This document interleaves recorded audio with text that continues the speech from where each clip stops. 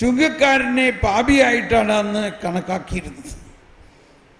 എന്നാൽ യേശുവിന് ആ വ്യക്തിയോട് കരുണയാണ് തോന്നിയത്.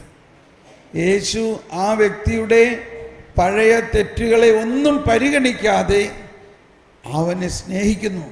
അവനെ സ്നേഹിക്കുകയും അവൻ്റെ ഭവനത്തിലേക്ക് ചെന്ന് അവനോടൊപ്പം ഭക്ഷണം കഴിക്കുകയും ചെയ്യുന്നു.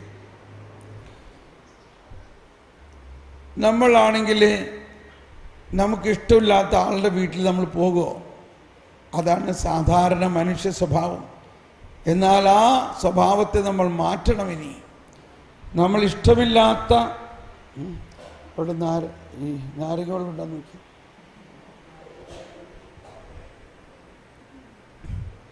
ഞാനിങ്ങനെ വേർത്തുകൊണ്ടിരിക്കുകയാണ് ഇങ്ങനെ. ഓ, ഞാൻ 2 ആഴ്ച മുമ്പ് ജർമ്മനിയിലായിരുന്നപ്പോൾ ഭയങ്കര തണുപ്പിൽ സ്വെറ്ററൊക്കെ ഇട്ട് നടന്നിരിക്കുകയായിരുന്നു. അവിടെ നിന്ന് പെട്ടെന്ന് ഇങ്ങോട്ട് ചൂടിയാലേക്ക് വന്നപ്പോൾ മേലൊക്കെ അങ്ങ് ഉരുകണമായിട്ട് തോന്നുകയാണ്. ഓക്കെ, നമ്മൾ ശ്രദ്ധിക്കണം. ഈശോ മത്തായിയുടെ വീട്ടിൽ ചെന്നപ്പോൾ മറ്റുള്ളവരെല്ലാവരും യേശുവിനെ കുറ്റപ്പെടുത്തി. ഇവൻ എന്താണ് ഈ പാപിയുടെ വീട്ടിൽ പോകുന്നത്? അപ്പോഴാണ് ഈശോ പറഞ്ഞത്, ഞാൻ വന്നത് പാപികളെ തേടിയാണ്.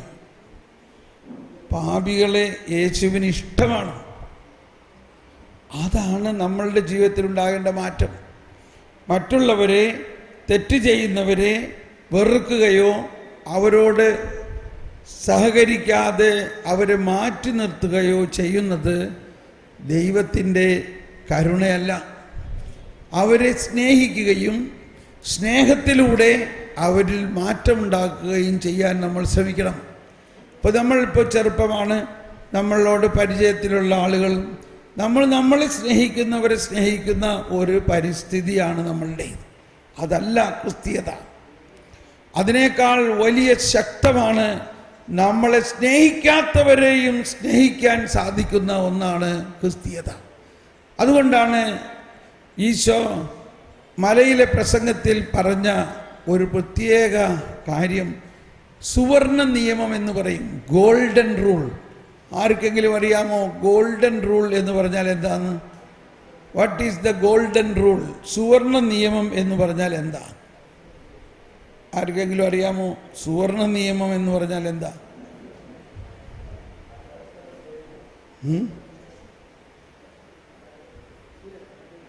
സുവർണ നിയമം, ഗോൾഡൻ റൂൾ എന്ന് പറഞ്ഞാൽ എന്താ?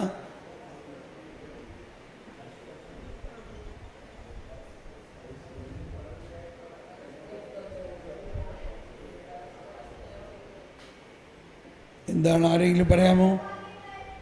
എന്താ? സുവിശേഷ ഭാഗ്യങ്ങളല്ല, അതിനോടടുത്താണത്. സുവിശേഷ ഭാഗ്യങ്ങൾ കഴിഞ്ഞിട്ട് 7-ാം അധ്യായത്തിലാണ് പറഞ്ഞിരിക്കുന്നത് ഗോൾഡൻ റൂൾ, സുവർണ നിയമം എന്ന് പറയുന്നത്. എന്താ?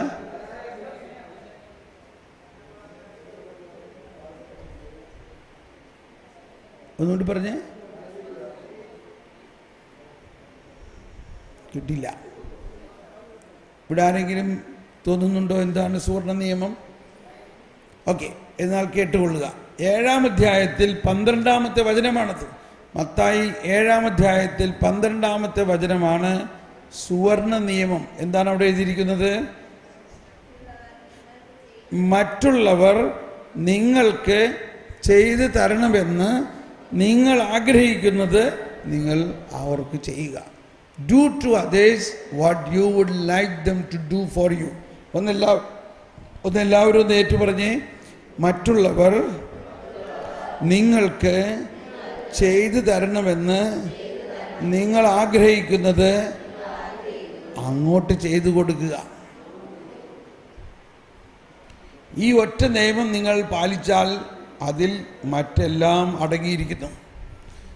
ഞാനൊരിക്കൽ ഇതെന്നെ വളരെയധികം സ്പർശിച്ചു കുറേ വർഷങ്ങൾക്ക് മുമ്പ്. അപ്പോൾ ഞാൻ ആലോചിച്ചത് എങ്ങനെയാണ് ഞാൻ ആദ്യം ഒന്ന് പ്രാവർത്തികമാക്കണേ. അപ്പോൾ അന്നൊരു രാത്രിയായിരുന്നു. ഈ വചനം എന്നെ വളരെയധികം ഹൃദയത്തിൽ സ്പർശിച്ചു. മറ്റുള്ളവർ എനിക്ക് ചെയ്തു തരണമെന്ന് ഞാൻ ആഗ്രഹിക്കുന്നത് ഞാൻ അങ്ങോട്ട് ചെയ്ത് കൊടുക്കുക. അപ്പോൾ ആ കാലഘട്ടത്തിൽ എനിക്ക് രാവിലെ എണീക്കാൻ ഭയങ്കര മടിയായിരുന്നു. ഇപ്പോഴില്ല. എൻ്റെ ഭാര്യ ഒരു കപ്പ് ചായ ഉണ്ടാക്കി കൊണ്ടുവന്ന് എന്നെ വിളിച്ചാലേ ഞാൻ എണീക്കുള്ളൂമായിരുന്നു. ചിലപ്പോൾ ഒരു കപ്പ് കുടിച്ചിട്ട് വീണ്ടും കിടന്നുറങ്ങും. അപ്പോൾ അതെനിക്ക് വളരെ ഒരു കർശനമായൊരു കാര്യമാണ്. ഭാര്യ നേരത്തെ എണീക്കണം, എന്നിട്ട് പോയി ചായ ഉണ്ടാക്കി കാപ്പി ഉണ്ടാക്കി കൊണ്ടുവന്ന് ബെഡ് കോഫി എന്ന് പറയും, കിടക്കയുടെ അടുത്ത് കൊണ്ടുവന്ന് തന്നാൽ മാത്രമേ ഞാൻ എണീക്കുള്ളൂമായിരുന്നു. അപ്പം ഞാൻ അന്ന് രാത്രി ഉദ്ദേശിച്ചു, ഇതെൻ്റെ വളരെ ആഗ്രഹമാണത്, അത് ഞാൻ അവൾക്ക് ചെയ്തു കൊടുക്കാം. മനസ്സിലായോ? പിറ്റേ ദിവസം ഭാര്യ എണീക്കുന്നതിന് മുൻപ് ഞാൻ എഴുന്നേറ്റ് അടുക്കളയിൽ പോയി.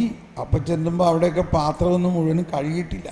ആ പാത്രമെല്ലാം കഴുകി ഒരു കപ്പ് ചായ ഉണ്ടാക്കി ഞാൻ കൊണ്ടുവന്നു. കിടക്കയുടെ അടുത്ത് വന്നിട്ട് ഭാര്യയെ വിളിച്ചിട്ട് പറഞ്ഞു, എണീറ്റാലും ഇതാ ചായ. ഭാര്യ ഇത് കണ്ടിട്ട് ആകെ അന്താളിച്ചത്, എന്ത് പറ്റിയത്? ജീവിതത്തിൽ അന്ന് മാത്രമേ അത് ചെയ്തിട്ടുള്ളൂ. ഒരിക്കലും ഞാൻ ചെയ്യാത്തൊരു കാര്യമാണ്. കാരണം വീട്ടിൽ ഭാര്യയുണ്ട്, അവൾക്ക് ഇഷ്ടമാണ് എനിക്ക് ചായ ഉണ്ടാക്കി തരണതും കുക്ക് ചെയ്യാനൊക്കെ ഭയങ്കര ഇഷ്ടമാണ്. പക്ഷേ ഈ സുവർണ നിയമം ഒന്ന് തുടങ്ങാൻ വേണ്ടി, ഈ സുവർണ നിയമം ഒന്ന് പാലിക്കാൻ വേണ്ടി, എന്താണ് സുവർണ നിയമം? മറ്റുള്ളവർ നിങ്ങൾക്ക് എന്ത് ചെയ്തു തരണമെന്ന് നിങ്ങൾ ആഗ്രഹിക്കുന്നുവോ അത് നിങ്ങൾ അവർക്ക് ചെയ്തു കൊടുക്കുക. അങ്ങനെ അന്ന് ഞാൻ ആദ്യം തന്നെ ഈ സുവർണ നിയമം പാലിച്ചു.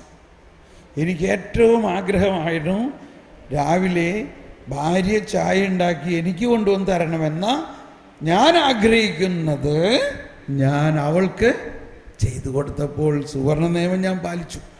ഇങ്ങനെ ഓരോരോ കാര്യത്തിലും, ഉദാഹരണത്തിന് ഇവിടുത്തെ പ്രധാന വിഷയം ഇതാണ്. ഇതിനു മുൻപൊരു കാര്യം പറഞ്ഞിരിക്കുന്നത്, നിങ്ങൾ മറ്റുള്ളവരെ വിധിക്കരുത്. നിങ്ങൾ വിധിക്കുമ്പോൾ നിങ്ങളെ തന്നെയാണ് വിധിക്കുന്നത്. മറ്റുള്ളവരുടെ കണ്ണിലെ കരടെടുത്ത് മാറ്റാൻ നീ എന്തിനാ ശ്രമിക്കുന്നത്? നിന്റെ കണ്ണിലെ തടിക്കഷ്ണം എടുത്ത് മാറ്റുവിൻ. അത് പറഞ്ഞതിന് ശേഷമാണ് ഈ സുവർണ നിയമത്തെക്കുറിച്ച് പറയുന്നത്.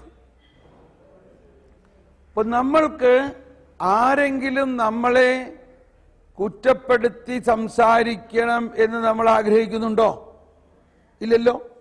നമ്മൾ കുറ്റം ചെയ്താൽ തന്നെയും നമ്മളെ അതാരും കുറ്റപ്പെടുത്തരുതെന്നാണ് നമ്മൾ ആഗ്രഹിക്കുന്നത്. ആരെങ്കിലും നമ്മളെ കുറ്റപ്പെടുത്തുന്നത് നമുക്കിഷ്ടമല്ല. അപ്പോൾ അതുപോലെ നമ്മളും അങ്ങോട്ട് ചെയ്യാം. നമ്മളും മറ്റുള്ളവരെ കുറ്റപ്പെടുത്തരുത്. നമ്മൾ മറ്റുള്ളവരുടെ കുറ്റം കണ്ടുപിടിക്കാൻ വളരെ വ്യഗ്രത കാണിക്കുന്നത് സുവർണ നിയമമല്ല. അപ്പോൾ ഇവിടെയാണ് ഈശോയുടെ കരുണയ്ക്ക് വിപരീതമായ ഒന്നാണ്. ഈശോ തന്നെ എന്താണത്?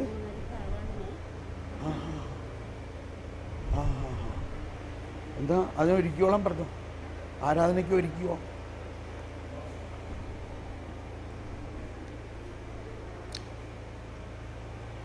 മറ്റുള്ളവർ നമ്മളെ കുറ്റപ്പെടുത്തുന്നത് നമുക്ക് ഇഷ്ടമാണോ? ഒന്നുകൂടി ചോദിക്കുകയാണ്, നിങ്ങൾക്ക് ആർക്കെങ്കിലും ഇഷ്ടമാണോ നിങ്ങളെ കുറ്റപ്പെടുത്തുന്നത്? അല്ല, ഒരാൾക്കും ഇഷ്ടമല്ല. പറയും, നീ ചെയ്തതല്ലേ ഞാൻ പറഞ്ഞു ചെയ്ത്, നീ കുറ്റം ചെയ്തത് കൊണ്ടല്ലേ. കുറ്റം ചെയ്തത് കൊണ്ടായാലും ശരി, ആരെയും കുറ്റപ്പെടുത്തരുത്.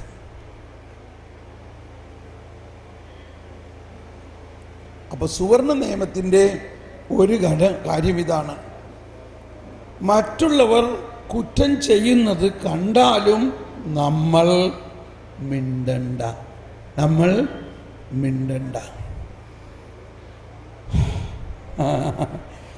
സാധാരണ നമ്മൾ എന്താ, ആരുടെയെങ്കിലും കുറ്റം കണ്ടാൽ ഉടനെ നാലാളത്തെ കണ്ടോ അവരെ കുറ്റം ചെയ്തു, അവരങ്ങനെ ചെയ്ത് കണ്ടോ? എന്നാൽ അവരോട് പറയണം, ഇവരോട് പറയണം, അങ്ങോട്ട് പറയണം, ഇങ്ങോട്ട് പറയണം, അങ്ങനെ എല്ലാവരോടും പറയും. അത് സുവർണ നിയമമല്ല, അത് ദൈവത്തിന് ഇഷ്ടവുമല്ല. ഈശോ തന്നെ ആരുടെയും കുറ്റം കണ്ടുപിടിക്കുന്നില്ല. ഈശോ വന്നിരിക്കുന്നത് ആരുടെയെല്ലാം കുറ്റമുണ്ടായാലും അതെല്ലാം ഈശോ ഏറ്റെടുക്കാനാണ്. ഈശോ ഏറ്റെടുക്കുകയാണ്. ഉദാഹരണത്തിന് എൻ്റെ മകൻ പുറത്ത് വന്ന് പിള്ളേരെല്ലാവരും കൂടി പന്ത് കളിച്ചു. ഉറങ്ങുന്നവരൊക്കെ ഒന്ന് കൈവക്കിയേ. ഉറക്കം വരണ്ടോ? ഉറങ്ങാൻ പറ്റിയ സമയമാണ്. പിള്ളേരെല്ലാവരും കൂടി പന്ത് കളിച്ചപ്പോൾ ഒരു ബോൾ അടിച്ച ബോൾ ചെന്നിട്ട് പന്ത് ചെന്ന് അടുത്ത വീട്ടിലെ ജനലിൽ ചെന്ന് അടിച്ചു. ജനാല പൊളിഞ്ഞു. ആ വീട്ടുകാരൻ ഓടി വന്നിരിക്കുകയാണ്. അവനെ ഞാൻ കൊല്ലും, അവനെ ഞാൻ ഇടിക്കും, അവനെ ഞാൻ തല്ലും, അവൻ തെമ്മാടിയാണെന്നൊക്കെ പറഞ്ഞ് ബഹളം ഉണ്ടാക്കി. ദൈവാധീനത്തിന് ഞാൻ അവിടെ വന്ന് പെട്ടു. ഞാൻ പറഞ്ഞു, അയ്യോ അവനെൻ്റെ മകനാണേ, അവനെ ഒന്നും ചെയ്യരുത്. അയാൾ സമ്മതിക്കുന്നില്ല. അയാൾ ഭയങ്കര ബഹളം. ഞാൻ പറഞ്ഞു, ആ ചില്ല് ജനാല് ഞാൻ റിപ്പയർ ചെയ്ത് തരാം. അതിന് എത്ര കാശാണ്? 10,000 രൂപയാവും. സാരമില്ല, എൻ്റെ മകനാണ് കുറ്റം ചെയ്തത്, അതിന് എന്താ പറയുക, അതിന് പരിഹാരം ഞാൻ ചെയ്തോളാം. ആ 10,000 രൂപ ഇന്ന് നിങ്ങൾ പിടിച്ചോ, എൻ്റെ മകനെ വിട്ടേക്ക്. ഇതാണ് കർത്താവ് ഈശോ മിശിഹ നമുക്ക് വേണ്ടി ചെയ്തത്. നമ്മളെല്ലാവരും തെറ്റ് ചെയ്തപ്പോൾ ആ തെറ്റിനെ നമ്മളോടുള്ള സ്നേഹത്തെ പ്രതി, നമ്മൾ ദൈവമക്കളായതുകൊണ്ട് നമ്മളോടുള്ള സ്നേഹത്തെ പ്രതി ആ കുറ്റത്തിന് ഈശോ പരിഹാരം ചെയ്തു. ഇതുപോലെ നമ്മളും നമ്മുടെ സഹോദരങ്ങൾക്ക് ചെയ്യണോ വേണ്ടയോ എന്നുള്ള. നമ്മുടെ സുഹൃത്തുക്കൾ ആരെങ്കിലും ഒരു തെറ്റ് ചെയ്താൽ അവരെ കുറ്റപ്പെടുത്തുകയല്ല ചെയ്യേണ്ടത്. ആ തെറ്റിന് നമ്മൾ പരിഹാരം ചെയ്യാൻ സാധിക്കുമെങ്കിൽ പരിഹാരം ചെയ്ത് അവരെ ആ തെറ്റിൽ നിന്നും ആ തെറ്റിലൂടെ ഉണ്ടാകാവുന്ന ശിക്ഷയിൽ നിന്ന് പോലും രക്ഷിക്കുക എന്നതാണ് ക്രിസ്തീയ സ്നേഹം. അപ്പോൾ അവനെൻ്റെ മകനായതുകൊണ്ട് എൻ്റെ മകനെ ഒരു തരത്തിലും ശിക്ഷിക്കരുത് എന്നതാണ് എൻ്റെ ആഗ്രഹം. അതുകൊണ്ട് അവൻ ചെയ്ത കുറ്റമാണ് അവൻ ചെയ്തതെങ്കിലും ആ കുറ്റത്തിൽ നിന്ന് അവനെ ഒഴിവാക്കാനും ശിക്ഷയിൽ നിന്ന് അവനെ ഒഴിവാക്കി. ഞാൻ പോയിട്ട് 10,000 രൂപ എടുത്തുകൊണ്ട് വന്ന് ഈ വീട്ടുകാരന് കൊടുത്തപ്പോൾ അയാൾ പറഞ്ഞു, ശരി, ഞാൻ നിങ്ങളുടെ മകനെ വിട്ടിരിക്കുന്നു, അവൻ്റെ പേരിൽ ഇനി ഒരു കുറ്റവുമില്ല. ഇതിനാണ് സുവിശേഷത്തിൽ പറയുന്നത് മോചനദ്രവ്യമാണ് കൊടുത്തത്. നമ്മളുടെ വളരെ ഇഷ്ടപ്പെട്ട നമ്മുടെ സഹോദരങ്ങളോ അപ്പനോ അല്ലെങ്കിൽ മക്കളോ തെറ്റ് ചെയ്ത് പോലീസ് പിടിച്ചു. അവൻ തെറ്റ് ചെയ്തത് കൊണ്ട് അവനെ ശിക്ഷിക്കണം എന്നതാണ് പോലീസിൻ്റെ നിയമം. പക്ഷെ നമ്മുടെ അമ്മ കിടന്നിട്ട് കരയാണ്, അയ്യോ എൻ്റെ മോനെ പോലീസ് പിടിച്ചേ, അവരെ എങ്ങനെയെങ്കിലും ജയിലിൽ നിന്ന് പിടിച്ചു കൊണ്ടിരണേ എന്ന് പറഞ്ഞ് കരയോ ഇല്ലയോ? അപ്പോൾ അപ്പം വന്നിട്ട് പറയാണ്, നീ ഇങ്ങനെ കിടന്ന് കരഞ്ഞാൽ എന്താ ചെയ്യാ? അവൻ വലിയ തെറ്റാ ചെയ്തത്. അവന് പോലീസിന്റെ നിയമമനുസരിച്ച് ഇത്ര വർഷത്തെ കഠിന തടവിടും. അയ്യോ പറ്റില്ല, എന്റെ മോനെ പിടിച്ചോണ്ട് പോലെ, എന്റെ മോനെ രക്ഷിക്കണേ.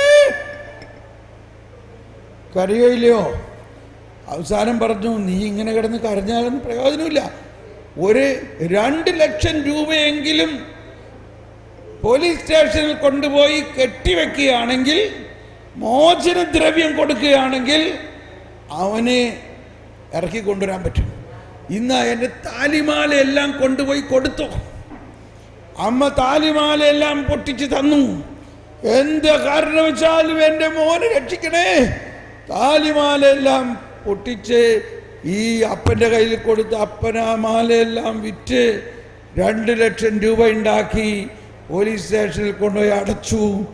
അങ്ങനെ വൈകുന്നേരം ആയപ്പോഴേക്കും മോനെ ഒരു ശിക്ഷയുമില്ലാതെ ഇറക്കിക്കൊണ്ടുവന്നു. ഇതിനെയാണ് മോചനദ്രവ്യം എന്ന് പറയുന്നത്. ദൈവം നമ്മളെല്ലാവരും ചെയ്ത പാപം മൂലം നമ്മളെല്ലാവരും ബന്ധനത്തിലായിരിക്കെ ദൈവം തൻ്റെ തിരുക്കുമാരനെ നമുക്ക് വേണ്ടി എന്തായിട്ട് അയച്ചു? മോചന ദ്രവ്യമായിട്ട് അയച്ചുകൊണ്ട് നമ്മുടെ തെറ്റുകൾക്ക് ഈശോ പരിഹാരം ചെയ്ത് നമ്മളെ സ്വതന്ത്രമാക്കിയിരിക്കുന്നു. ഇത് മനുഷ്യബുദ്ധിക്ക് സാധാരണ മനസ്സിലാവില്ല. അവൻ തെറ്റ് ചെയ്താലേ, അവൻ തെറ്റ് ചെയ്തെങ്കിൽ ശിക്ഷ അനുഭവിക്കണം, ഉപ്പ് തിന്നുന്നവൻ വെള്ളം കുടിക്കണം. ഇതാണ് ലോകത്തിൻ്റെ നീതി, ഇതാണ് ഗവൺമെൻറ്റിൻ്റെ നീതി. എന്നാൽ ദൈവനീതി എന്ന് പറയുന്നത് അതല്ല. ദൈവനീതി എന്ന് പറയുന്നത് നിങ്ങൾ എന്ത് വലിയ തെറ്റ് ചെയ്താലും അത് ക്ഷമിക്കുന്നത് ദൈവമാണ്, അതിന് പരിഹാരം ചെയ്യുന്നത് ദൈവമാണ്. ഇപ്പോൾ നമ്മുടെ ഇന്ത്യൻ നിയമം അനുസരിച്ച് ഒരു വലിയ തെറ്റ് ചെയ്ത ഒരാളെ, കൊലപാതകം ചെയ്ത ഒരാൾക്ക് ശിക്ഷ അനുസരിച്ച് വധശിക്ഷയ്ക്ക് വിധിച്ചു. ആ വധശിക്ഷയ്ക്ക് വിധിക്കപ്പെട്ട ആൾക്ക് കരുണായാചന നടത്താം. പ്രസിഡന്റിൻ്റെ അടുത്ത് ദയായാചനയ്ക്ക് വേണ്ടി പെറ്റീഷൻ കൊടുത്തു. അവസാനം ആ പെറ്റീഷൻ വായിച്ചപ്പോൾ പ്രസിഡന്റിന് ദയ തോന്നുകയാണ്. അതിലെഴുതിയിരിക്കുന്നത് ഇതാണ്: ഞാൻ വലിയ തെറ്റ് ചെയ്തു പോയി, ഞാൻ വധശിക്ഷയ്ക്ക് അർഹനാണ്, എങ്കിലും എന്നോട് കരുണ കാണിക്കണം. എനിക്ക് 4 മക്കളും ഭാര്യയുമുണ്ട്. ഞാൻ ഒരാളെ പോയാൽ പിന്നെ അവർക്ക് വേണ്ടി ആരുമില്ല. അതുകൊണ്ട് അതിനെ പ്രതി എന്നോട് കരുണ കാണിക്കണം, എൻ്റെ വധശിക്ഷ റദ്ദാക്കണം.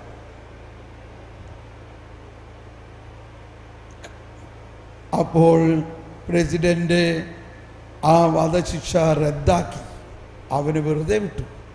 കണ്ടോ, ശിക്ഷ അർഹനാണ് ഇല്ലേ, എങ്കിലും ആ ശിക്ഷ ഇല്ലാതെ അവനോട് കരുണ കാണിച്ചു. അതാണ് കർത്താവ് ഈശോ മിശിഹ നമ്മളെല്ലാവരോടും ചെയ്തത്. കർത്താവ് ഈശോ മിശിഹ പിതാവിനാൽ നമുക്ക് വേണ്ടി അയച്ചത്, നമ്മൾ എത്ര വലിയ തെറ്റ് ചെയ്യുന്നവരായാലും ആ തെറ്റിന് ഈശോ മിശിഹ പരിഹാരം ചെയ്തുകൊണ്ട്, ഞാൻ എൻ്റെ മകൻ ചെയ്ത തെറ്റിന് അപ്പൻ പരിഹാരം ചെയ്ത പോലെ പരിഹാരം ചെയ്തുകൊണ്ട് നമ്മളെ പാപത്തിൽ നിന്നും, ആ പാപത്തിൻ്റെ ശിക്ഷയിൽ നിന്നും, അതിൻ്റെ ശാപത്തിൽ നിന്നും ഒഴിവാക്കാൻ വേണ്ടിയാണ്. അതുകൊണ്ടാണ് കല്ലെറിയാൻ വന്ന ഫരിസേയരും നിയമജ്ഞരും പാപിനിയായ ഒരു സ്ത്രീയെ കല്ലെറിയാൻ വന്നപ്പോൾ ഈശോ പറഞ്ഞു, നിങ്ങളിൽ പാപം ചെയ്യാത്തവർ അവളെ കല്ലെറിയട്ടെ. അവർക്ക് ആ കരുണാർദ്രമായ സ്നേഹത്തിൻ്റെ സ്പർശനം കിട്ടിയപ്പോൾ അവർക്ക് കല്ലെറിയാൻ പറ്റാതെ കല്ല് താഴെ ഇട്ടിട്ട് അവർ തിരിച്ചുപോയി. ഈശോ അവളോട് പറഞ്ഞു, മകളെ, ഞാനും നിന്നെ വിധിക്കുന്നില്ല, സമാധാനമായി പോയിക്കൊള്ളുക. Praise the Lord. നമുക്കെല്ലാവർക്കും എഴുന്നേറ്റ് നിൽക്കാം. നമ്മൾക്ക് എഴുന്നേറ്റ് നിൽക്കാം എന്ന് പറഞ്ഞാൽ എഴുന്നേക്കൂ. നമ്മളിപ്പോൾ അല്പസമയം ആ ഈശോയെ നമ്മുടെ മുമ്പിൽ എഴുന്നള്ളിച്ച് വെച്ച് ആരാധിച്ചുകൊണ്ട് പ്രാർത്ഥിക്കാൻ പോവുകയാണ്. ആ പ്രാർത്ഥനയിലൂടെ പരിശുദ്ധാത്മാവിൻ്റെ പ്രത്യേക കൃപാവരത്തിന് വേണ്ടി നമ്മൾ പ്രാർത്ഥിക്കുന്നതാണ്. നമുക്ക് യേശുവിനെ നമ്മുടെ മധ്യത്തിലേക്ക് സ്വാഗതം ചെയ്യാം.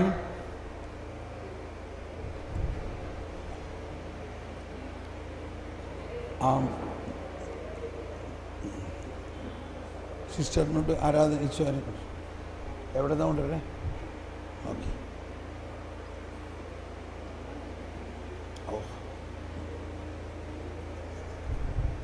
അവിടെ പോയി